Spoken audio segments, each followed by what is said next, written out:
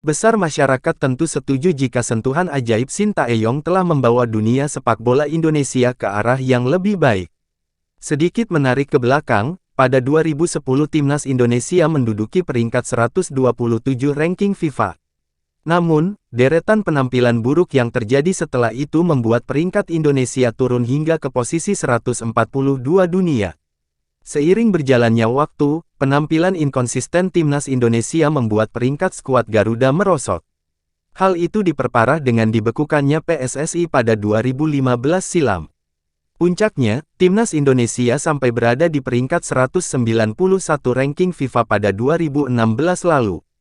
Ini tentu bukanlah hal yang baik untuk dunia sepak bola tanah air. Kedatangan Luis Milla sempat mendatangkan angin segar. Pelatih asal Spanyol itu membawa timnas Indonesia naik 13 posisi dari tangga 173 ke 160 dunia. Namun, setelah Luis Milla pergi pada Oktober tahun 2018 dan posisinya digantikan Simon McManamy, posisi timnas Indonesia kembali melorot ke tangga 173 dunia. Hingga pada akhirnya, Sintayong datang memberi warna baru. Sampai saat ini, Indonesia sudah berada di peringkat ke-147 ranking FIFA, dikontrak selama 4 tahun sejak akhir 2019, Sintayong dengan sentuhan ajaibnya memberi warna baru untuk sepak bola Indonesia. Sejak awal kepelatihannya, pelatih asal Korea Selatan itu dengan cepat melakukan revolusi di timnas Indonesia. Keberaniannya untuk memotong satu generasi demi membangun pondasi timnas Indonesia yang kuat terbukti berhasil.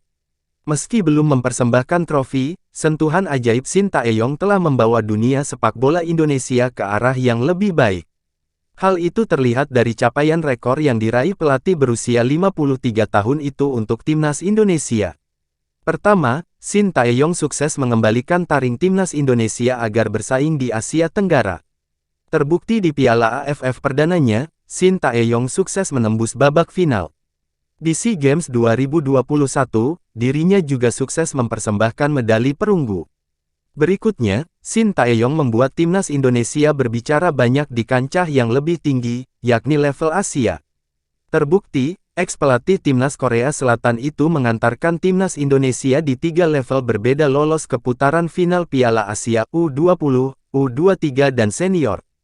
Kita bahas kelolosan ke Piala Asia mulai dari timnas Indonesia senior yang tampil luar biasa di babak kualifikasi.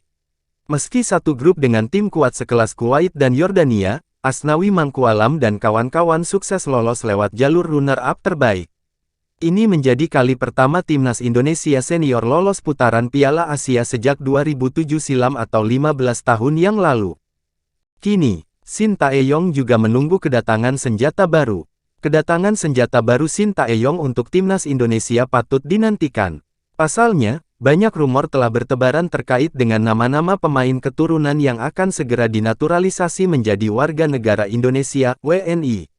Seperti diketahui, sejak era kepelatihan Sintayong, PSSI banyak menaturalisasi pemain-pemain keturunan. Bukan pemain sembarangan, namun pemain yang sesuai keinginan dan kebutuhan taktik dari Sintayong. Sejak mulai menjalankan program ini, total telah ada 5 pemain yang berhasil dinaturalisasi. Sebut saja Sandy Walsh, Jordi Amat, Sain Patinama, Rafael Struijk, dan Ivar Jenner. Meski begitu, Sintayong dikabarkan belum cukup dengan komposisi pemain yang ada.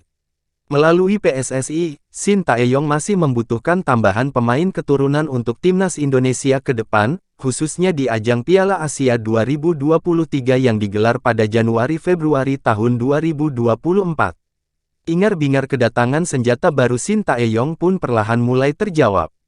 Paling baru ada nama bek asal klub Serie B Italia, Venezia, yakni Jay Ize yang tengah menjalani proses naturalisasi.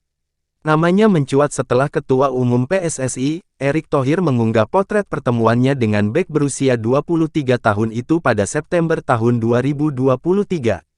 Kabar terbaru menyebut jika proses naturalisasi pemain berpostur 190 cm itu telah sampai hingga Kementerian Hukum dan HAM Kemenkumham. Itu artinya, Jay Ize tinggal menunggu persetujuan dari DPR dan Presiden sebelum mengambil sumpah kewarganegaraan. Kemudian ada pula pemain klub Sassuolo yang tengah dipinjamkan ke FC Utrecht bernama Ryan Flamingo.